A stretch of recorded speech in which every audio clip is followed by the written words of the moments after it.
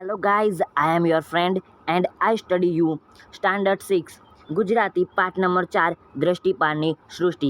Okay, એવું ના સમજતા કે ઇંગ્લિશના અંદર બોલું છું એટલે કે ઇંગ્લિશ મીડિયમ ભણાવતો હશું, નહીં, ગુજરાતી મીડિયમ જ, પરંતુ આજે વિચાર થઈ ગયો. ઓકે, એટલા માટે તો આજે આપણે ચોથું દ્રષ્ટિપાનની સૃષ્ટિ એટલે કે આપણી જે દ્રષ્ટિ છે, જોવાની જે દ્રષ્ટિ, જે આંખથી આપણે જોઈએ છીએ, દ્રષ્ટિપાનની સૃષ્ટિ એટલે કે આપણી આંખે ન જોવાય એવી સૃષ્ટિ. દ્રષ્ટિપાન એટલે કે આપણી આંખે આપણે જોયું ન હોય એવી સૃષ્ટિ. ઓકે, ચોથો પાઠ છે મિત્રો, તમારું ચેપ્ટર નંબર જોઈ લઈએ. એના લેખક છે doctor Jayant Narlikar. Okay, doctor Jayant Narlikar, એમના વિશે આપણે જાણી જોઈ લઈએ. ઓકે, પહેલું, ડૉક્ટર જયંત વિષ્ણુ નાર્લીકર એક મહાન ખગોળશાસ્ત્રી, ભૌતિકશાસ્ત્રી, ખગોળ ભૌતિકશાસ્ત્રી હતા. ઓકે, પેન બદલાવતો લઈશ જેથી તમને થોડું ભણવાની અંદર રુચિ આવે. ઓકે, તેમણે વિજ્ઞાનને લગતો કાલ્પનિક વિષયો પર અનેક વાર્તાઓ અને નવલકથાઓ લખી છે. એટલે કે વિજ્ઞાનને લગતા, ઓકે, સાયન્સને લગતા કાલ્પનિક કે પોતાના વિચારોથી કલ્પનાઓ વિષયો પર એટલે કલ્પનાત્મક રીતે અનેક વાર્તાઓ અને નવલકથાઓ લખી છે. ઓકે, અમેઝિંગ, આમ કહીએ ને કે અલગ અલગ, આપણે જે કહીએ ને વિચારી પણ ના શકીએ એવી રીતે એમણે લખ્યું છે. તો જોઈએ, તેમણે ભારત સરકાર દ્વારા પદ્મવિભૂષણ પુરસ્કાર પ્રાપ્ત થયો છે. પદ્મવિભૂષણ પુરસ્કાર એમને પ્રાપ્ત થયો છે. કોણે? ડૉક્ટર જયંત નાર્લીકર. ઓકે, અને મિત્રો તમે નોટિસ કરજો કે જે મોટા મોટા લેખકો હશે અથવા તો જે ચોપડીના તમારા જે કહીએ કવિ અથવા તો પાઠક જે તે લખે છે એ ડૉક્ટર, વધારે પડતા ડૉક્ટર હશે. ઓકે, એ ડૉક્ટર લખેલું છે એટલે મને વિચાર આવી ગયો, મેં પણ જોયેલું છે, નોટિસ કર્યું છે, એટલા માટે. આ એક સરસ વિજ્ઞાન કથા છે. વિજ્ઞાનની એક કથા છે, કથા એટલે વાર્તા. ઓકે, જેમાં છોટુ નામના એક કિશોરના પપ્પા વૈજ્ઞાનિક છે. કિશોર એટલે શું? કિશોર એટલે કોઈ છોકરાનું નામ નથી. ઓકે, અહીંયા છોકરાનું નામ છે છોટુ.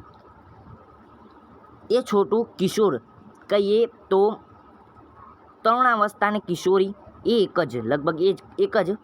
ઓકે, જે ભણતા હોય 9 થી 12 સુધીના અંદર ભણતા, 8 થી 9, 8 થી 12 સુધીના જે કહીએ ને વિદ્યાર્થીઓ, એમને કિશોર અથવા તો કિશોરી કહેવાય. ઓકે, છોકરીને કિશોરી અને છોકરાને કિશોર. ઓકે, કોઈના પપ્પાનું નામ હોય તો ખોટું નહીં લગાડતા. ઓકે, મારો એક દોસ્ત છે, એના પપ્પાનું નામ પણ કિશોરભાઈ છે. ઓકે, છોટુને પપ્પાની જેમ જ સ્પેસ સૂટ પહેરીને અવકાશમાં જવું છે. એટલે કે જે છોટું હતું એને કેવું સપનું હતું કે એના પપ્પાએ અવકાશની અંદર ગયેલા, એટલે કે સ્પેસ કરેલો, જે સ્ત્રી વડે સૂટ પહેરીને, એટલે કે સૂટ જે તે કહીએ પહેરીને અવકાશની અંદર જવું છે. પપ્પા એને ખંતથી ભણાવવાની અને મા બાપનું કહ્યું કરવું એવી સલાહ આપે છે. એટલે કે એના પપ્પા કહે છે કે હું તને ભણાવીશ, ગમે તેટલું મહેનત મજૂરી કરીને હું તને ભણાવીશ અને તારે માતા પિતાનું કહેવું માનવાનું છે. ઓકે, એ કહે છે. એ પછી છોટું નિયંત્રણ બોર્ડનું લાલ બટન દબાવી બેસે છે. નિયંત્રણ બોર્ડનું એક લાલ બટન હોય છે, નિયંત્રણ એટલે કે જે કંટ્રોલ કરવું એનું લાલ બટન હોય છે ને, એને દબાવી બેસે છે. આ વાર્તાની અંદર છે આવું કંઈક. ઓકે, એ પછી જે થાય છે તે જાણવું ઘણું રસપ્રદ છે. ઓકે, એટલે શું થવાનું છે, શું થશે એ આપણે જોઈ લઈએ. છોટું, કેટલી વાર તને ત્યાં ન જવા માટે ટોક્યો તો? એટલે કે છોટુને એના પપ્પા કહેતા હશે કે છોટું, મેં તને કેટલી વાર કહ્યું છે કે ત્યાં તારે નથી જવાનું. ઓકે, એવું કહે છે, અને મેં તને ટોક્યો છે, એટલે કે ટાંકણ આપ્યું છે કે તારે એટલા નથી જવાનું, સણકો કરવો એવી રીતે. ઓકે, તો પપ્પા કેમ રોજ ત્યાં જાય છે? તો પપ્પા કેમ રોજ ત્યાં જાય છે? એની મમ્મીની વાત લાગે છે કે આમ એને મમ્મી બોલતી લાગે છે. ઓકે, અને કહે છે કે પપ્પા તો ત્યાં જાય છે. એટલે કે છોટું કહે છે કે પપ્પા તો ત્યાં જાય છે, તો પપ્પા દરરોજ કેમ ત્યાં જાય છે? મને જવાની ના પાડો છો તો પપ્પા ક્યાં સમજાય છે? અને આમે નાના છોકરાઓને જે વાદ કહીએ ને એ વધારે હોય. ઓકે, એમને તો ત્યાં કામ હોય એટલે જાય છે. ઓકે, તેની મા વચ્ચે આ સંવાદ લગભગ રોજનો થઈ પડ્યો હતો. ઓકે, આ મેં કીધું તેમજ એની મમ્મી બોલે છે કે મેં તને કેટલી વાર કીધું કે ત્યાં નથી જવાનું? તો છોટું એમ કહે છે કે પપ્પા તો ત્યાં દરરોજ જાય છે, એમને ત્યાં કામ હોય એટલે જાય છે. એટલે કે એની મમ્મી છોટુને કહે છે કે એમને તો ત્યાં કામ હોય છે, નોકરી ધંધો કરવાનો છે, તારે ત્યાં શું કામ છે? તે તારે નહીં જવાનું એવી વાત. આવું દરરોજ એમના ઘરની અંદર આવા વાક્યો તમને સંભળાઈ જાય એવું લખેલું છે. ત્યાં એટલે ભોયરામાં જવાના રસ્તા તરફ ભોયરાનું એક ઘર હોય એની અંદર ભોયરું બનાવેલું એક ઉપર કહે ને ખુફિયા રસ્તો અથવા તો ખુફિયા ઘર અંદર કરેલું હોય. પહેલાં તમે જોશો તો પહેલાંના જમાનાની અંદર ભોયરું કરતા ને એના અંદર બધા અનાજના મોટા મોટા કોઠારો હતા. તેલનું જે કહીએ ને તેલના મોટા મોટા ડબ્બા ભરીને ત્યાં રાખતા હતા. પહેલાં બહુ જ પ્રાચીન સમયની વાત છે. અત્યારે તો ઘરની અંદર જ બનાવી દેતા હોય છે. બાકી પહેલાં ભોયરું ખોદાતું ને એના અંદર પછી બનાવવાને એના ઉપર પાછું ઘર રહેતું. ઓકે, એ પહેલાંના જે આપણે કહીએ ને પ્રાચીન સમયના ઘરો એ અલગ જ આપણને ફિલિંગ આપે છે. એના અંદર માણસો કેવા માણસો રહેતા હશે અને એમને કેવી મજા આવતી હશે એ બહુ જ આપણે વિચારીને આનંદ અનુભવીએ છીએ. ઓકે, છોટુના પપ્પા એ રસ્તે થઈને દરરોજ કામ પર જતા, એટલે કે જે ભોયરાનો રસ્તો હતો ત્યાંથી એના પપ્પા જતા હતા અને પાછા આવતા, એટલે કે ત્યાં જાય ને ત્યાંથી પાછા ફરતા હતા. સામાન્ય માણસો માટે એ રસ્તે જવાની મનાઈ હતી, એટલે કે સામાન્ય માણસો ત્યાં નહીં જઈ શકતા. ઓકે, નક્કી કરેલી કેટલીક ખાસ વ્યક્તિઓને બાદ કરતા, એટલે કે નક્કી કર્યો કે જો ચિંટુ પિન્ટુ મોન્ટુ તારે જ જવાનું, છોટું તારે નહીં જવાનું, એવું બધું નક્કી કરેલો છે. બાકીનાઓને ત્યાં જવાની બંધી હતી. ઓકે, ત્યાં નહીં જવાનું, જે જગ્યાએ નહીં જવાનું. છોટુના પપ્પા એક ખાસ વ્યક્તિઓમાંના એક હતા, એટલે કે છોટુના પપ્પા એક ખાસ વ્યક્તિઓમાંના એક હતા. તમને સમજણ પડી? હું તમને કહી દઉં. છોટુને એની મમ્મી કહે છે કે ત્યાં ત્યારે નથી જવાનું. ત્યાંનો મતલબ એ ભોયરું ખોદાયેલું હોય છે, એક કહીએ એવું ભોયરું હોય છે જે અંતે ઉપર ઘર ને એના નીચે અંતે કહીએ ને જે પહેલાંના સમયના અંદર મોટા મોટા સોના ચાંદીના દાગીનાઓ પણ એના અંદર રાખતા હતા. તેલના ડબ્બાઓ અને બધું કહીએ ને ખનીજો અને કિંમતી વસ્તુઓને નીચે રાખતા અને ઉપર એમનું ઘર બનાવતા હતા. ભોયરું ગોદાયેલું હતું. એ રસ્તો હતો અને એ રસ્તેથી એના પપ્પા જતા હતા દરરોજ, જે છોટુના પપ્પા. અને છોટું ત્યાં તો પપ્પા તો ત્યાં દરરોજ જાય છે તો મને કેમ જવા નથી દેતી, એની મમ્મીને એમ કહેતો હતો. એની મમ્મી કહે છે કે પપ્પાને ત્યાં કમ હોય છે એટલા માટે જાય છે, બાકી તારે જવાની કોઈ જરૂર નથી. એ કોઈ કામ નહીં એ તેરા પહેલી ફુરસત મેં નિકલ, એક મીમ છે એટલા માટે મને યાદ આવી ગયું. છોટુના પપ્પા એ રસ્તે થઈને દરરોજ કામ કરતા જતા. ઓકે, અને પાછા આવતા હતા. ઓકે, આગળ જોઈ લે. અને એ રસ્તાની અંદર અથવા તો એ ભોયરાની અંદર જવાની કેટલીક નક્કીઓ કરેલી હતી કે આટલી વ્યક્તિઓને જ જવાનું, છોટું પિન્ટુ મોન્ટુ આટલા વ્યક્તિઓને જ જવાનું, બાકી બીજા કોઈને નહીં જવાનું. ઓકે, એવી રીતે. અને એ બાકીનાઓ માટે ત્યાં જવાની બંધ હતી, એટલે કે ત્યાં નહીં જવાનું એવું હતું. અને જે વ્યક્તિઓ જઈ શકે એ વ્યક્તિઓના એક ખાસ કહીએ તો એના અંદર આવતા હતા છોટુના પપ્પા.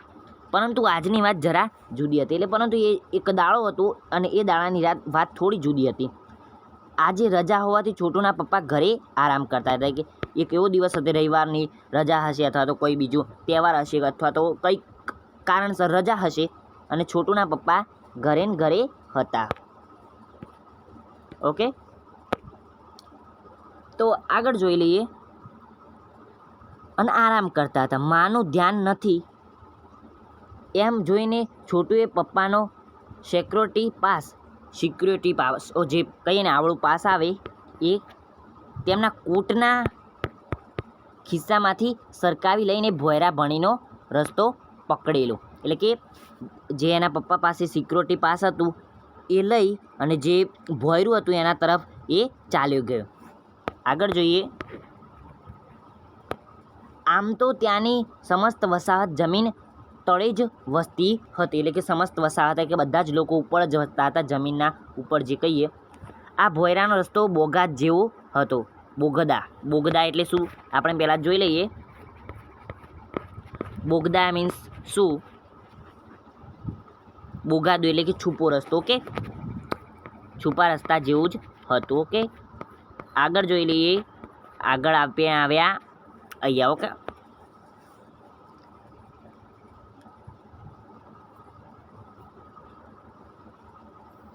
બોગાદ જેવો હતો, એટલે કે આ ભોયરાનો જે રસ્તો તે બોગાદ જેવો છુપાયેલો રસ્તો હોય એવી રીતે હતો. અંદર બત્તીઓ હતી, એટલે કે અંદર જે પહેલાં કહે ને મશાલો એવી બત્તીઓ હતી અત્યારે એ ભોયરાની અંદર. અને સામે એક બંધ દરવાજો અને એક મોટો દરવાજો હશે જે બંધ હશે.